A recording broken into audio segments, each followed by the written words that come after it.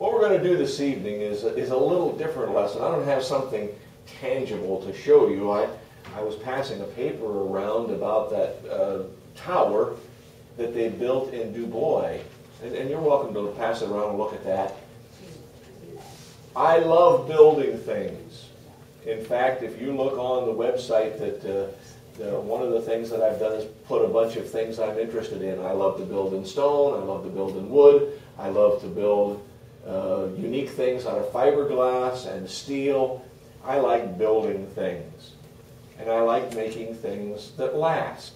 So when my daughter asked for a set of bunk beds for her 2 girls that could be used for twin beds someday, I said, great, let's make some bunk beds. When she said, could you make an entertainment center? I said, great, let's make an entertainment center.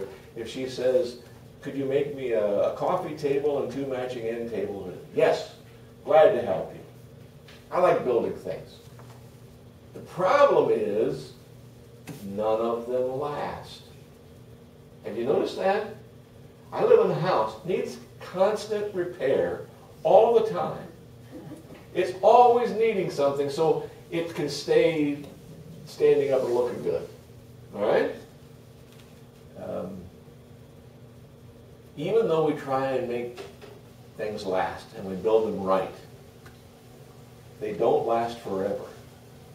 I want to use that as kind of a theme, because anything that we lay our hands to is going to need some attention.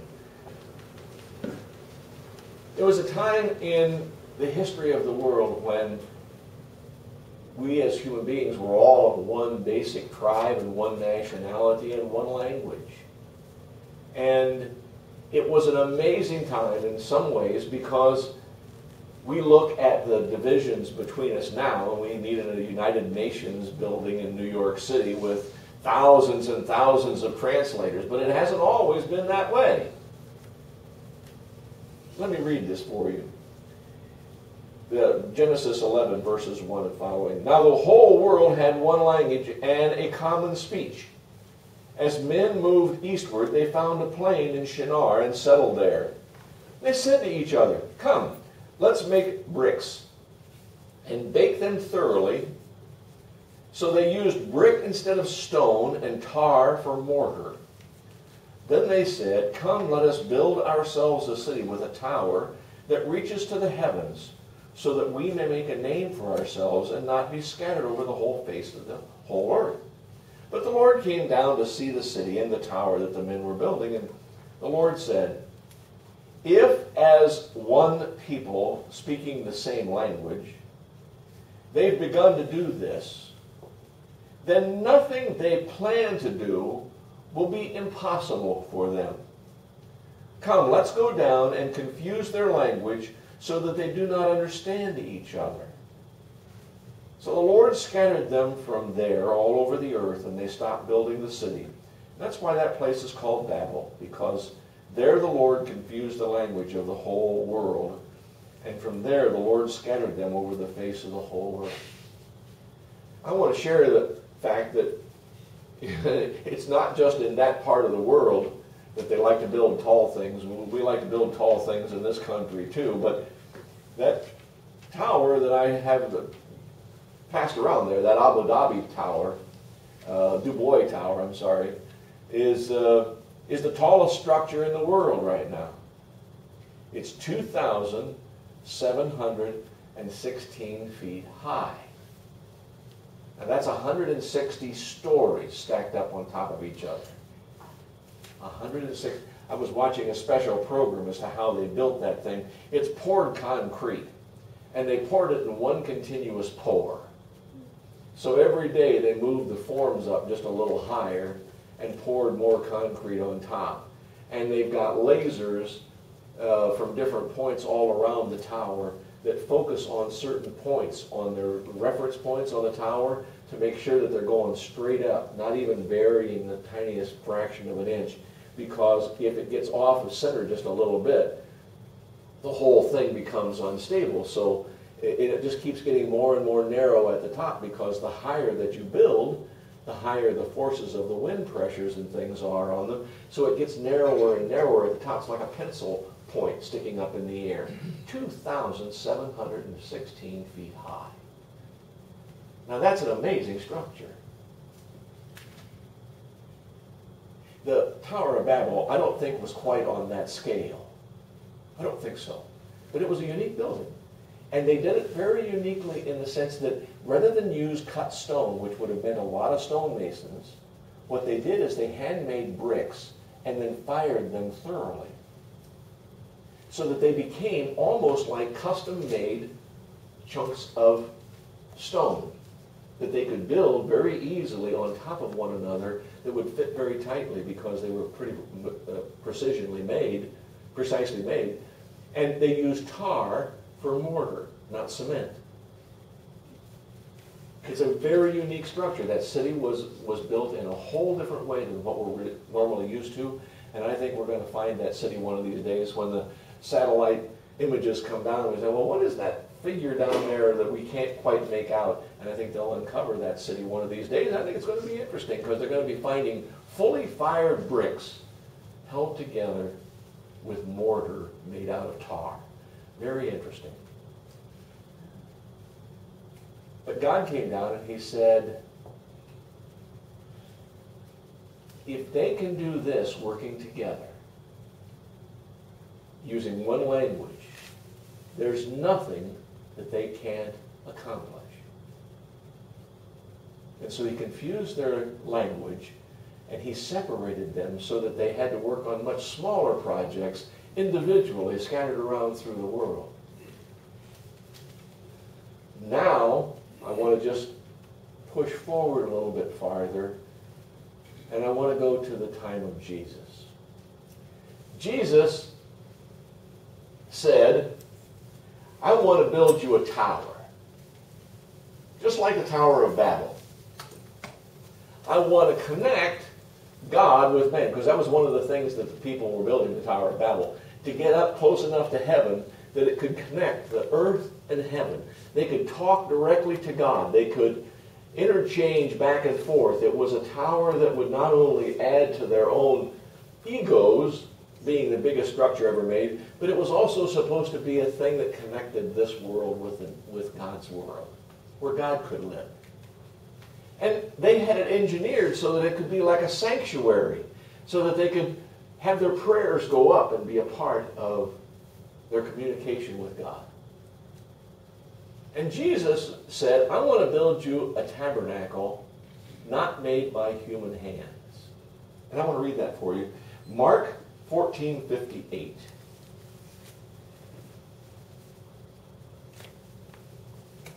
The temple in Jerusalem was an amazing structure in itself. And Jesus was often going to the temple. Even when he was 12 years old, he went to the temple with his mother and father. And it was an amazing structure. Herod the Great had rebuilt the temple that had been built after the Babylonian captivity and had expanded it in several different ways. It's an amazing structure. The base of it is all that's left today, but it's an amazing structure even then. And so it was an awesome building. Mark 13, it says, as he was leaving the temple, one of the disciples said to him, look, teacher, what massive stones, what magnificent buildings. Do you see all these great buildings? Jesus replied, not one stone here will be left on another. Every one will be thrown down. And that's exactly what happened in 70 A.D. The Romans came in after a rebellion and tore that completely down to the ground, only to where the base of the temple still exists. But you see, they remembered, the Jewish leaders remembered what Jesus had said, and thinking he was trying to say, I'm going to tear it down. They accused him in his trial in Mark 14, 57 and 58. They stood up at his trial and said these words. They gave false testimony against him. We have heard him say, I will destroy this man-made temple, and in 3 days I'll build another, not made by man. A structure that God lives, connects with man, not made with human hands. I want to just share that with you because That is a unique place to worship. It is a place where God's voice comes down through the passageways and vibrates within our ears and within our hearts. It's an amazing place. It's a place where our prayers go directly to God's throne. A sanctuary not made by human hands is a place where God can live in close proximity with his own people and demonstrate his love for them. And we can bring our burdens and feel like he sees us for who we are and recognizes us for exactly what we need and can meet our every need. That would be a great place to live. Close to a place where it was a temple made not with human hands. In fact, actually, while he was on the cross, I'm going to read you some more. Mark 15:29. So those who passed by hurled insults at him, shaking their heads and saying, "So, you who are going to destroy the temple and build it again in 3 days, come down from the cross and save yourself." That was a very important promise that he made. I'm going to tear this temple down and build one not made with human hands in 3 days. Well, of course, we know what the answer was to that challenge. It was the Sunday morning when the stone rolled back and revealed that Jesus had come back to life on his own command and was out living again in the same crucified body that had died on the cross. And it was now brought back into existence as a sanctuary not made by human hands. But we have a problem. Since the Tower of Babel, we have lived in a divided world.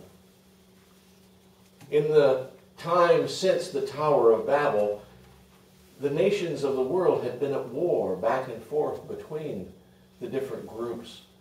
And they didn't trust each other, and they didn't understand each other, and they each had their own individual goals of what they were trying to accomplish. You know what's on the television today with Iran trying to get nuclear capabilities so that they can build a bomb. It's the same today as it was back then. And the nations have their different languages, they have their different agendas, they have their different leaders, and we don't trust each other. And it seems like we're always in the process of either just finishing up the mess of a war or getting ready to get into another mess of a war. Because the world is a very divided place. So how can we find one place to worship, one sanctuary that would connect us to God, where we wouldn't be divided like that? Where could we go to find a sanctuary not made with human hands that completely brings the world back together in one unified whole?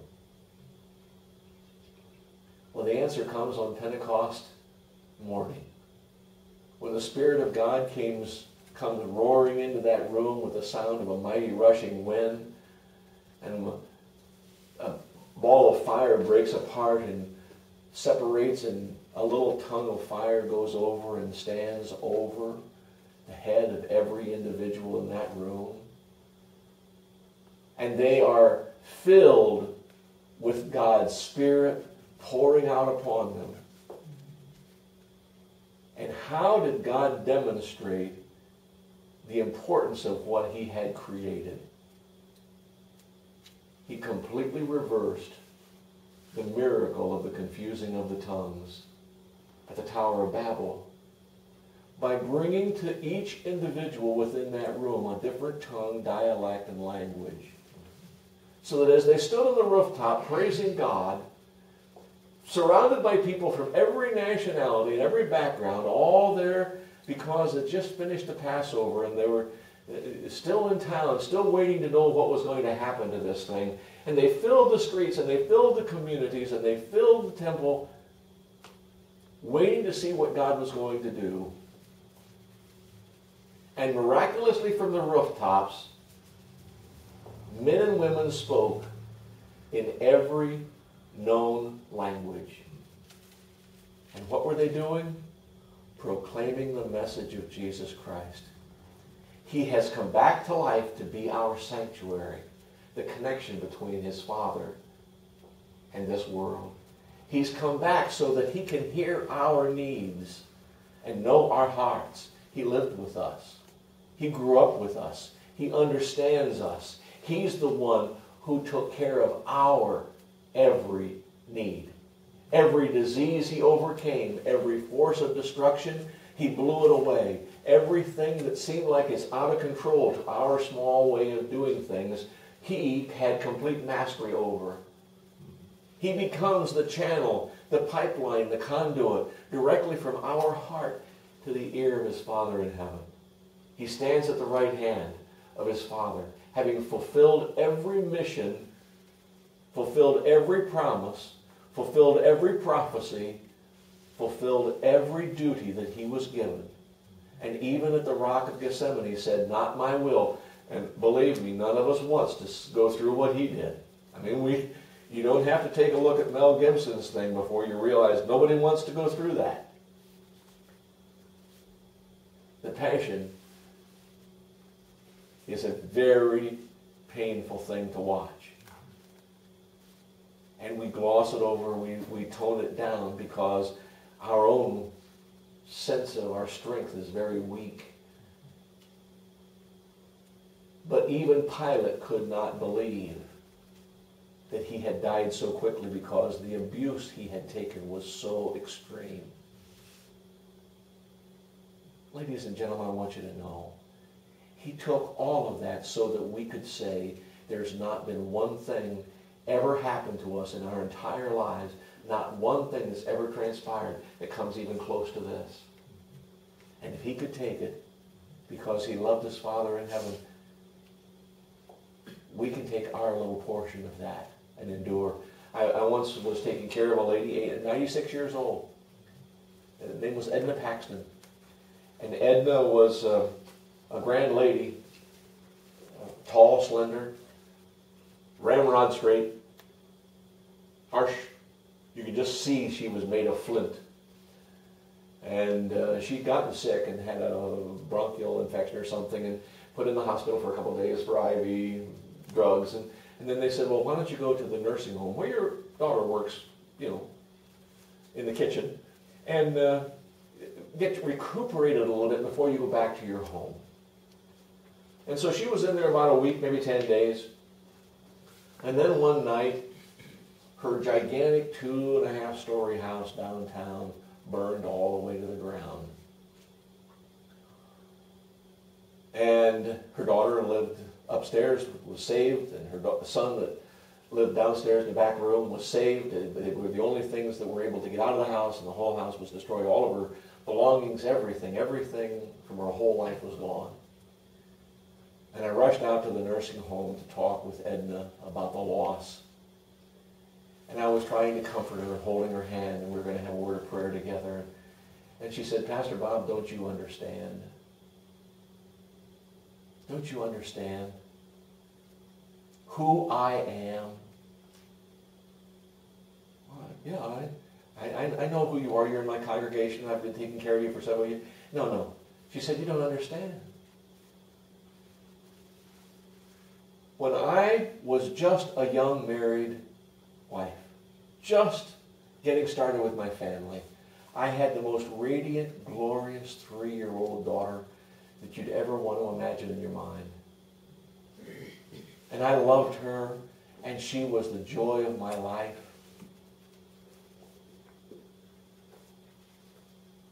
And then one day she became missing, and we couldn't find her. And everybody in the whole area came to help us search. And we searched the woods, we searched the streams, we searched all over that area. Could not find this little girl anywhere. And then someone noticed that an old abandoned well that had been covered with planks of wood had been rearranged a little bit.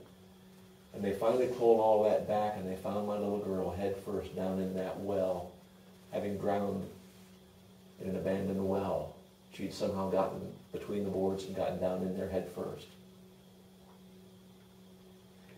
She looked at me and she said, "My Lord and my Savior, Jesus Christ, is the only thing that allowed me to survive through that experience.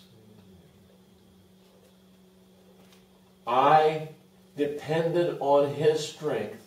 I depended on His ability to carry me through, or I would have been destroyed in that moment in my life. And I've lived with that strength and the promise of His presence every day since that moment. My house doesn't mean anything to me. That's a house made by human hands. I live in a sanctuary, not made by human hands. Nothing can touch me here. I am surrounded by the love and the protection and the help of my Father in heaven. Saved by the grace of Jesus Christ. Sustained by His Spirit.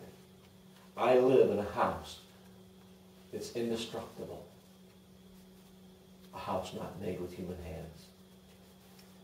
I want you to understand, Jesus Christ knew that when He came back out of that tomb on that Easter Sunday morning and showed Himself throughout the community to those 500 people and proved beyond any shadow of a doubt to anyone who would want to question, it was not just in Jerusalem. It was up in Galilee. It was here. It was there. He was having fish with them. He was having breakfast. He was teaching them as He had done before. He was coming in and out of a locked room. He was disappearing in Emmaus and showing up in Jerusalem. Was there any question who He was? No. Was there any question about His love for us? Did He hold a grudge because we let Him down? We failed Him. We failed Him. No. Did He listen to the words that we had to say? I'm not going to believe that until I stick my fingers in the nail prints in His hands, and I'm not going to believe it until I put my hand into the place in His side where the spear went. I'm not going to be fooled into this thing. Did He hear all that stuff? Yes. And one of the greatest acts of love He ever did was to say, "Hey, Thomas, come up here. I want you to know for sure. I want you to know for sure, because there are going to be people out here 2012 years later who may have a few questions in their minds as to whether or not it was true. And if you come up, Thomas, come here, and put your fingers in the nail prints. You said you had to have it. Come and put your fingers in the nail prints. Here. This is where the spear went in my side. Make sure you understand. Make sure you know for sure." And when he did,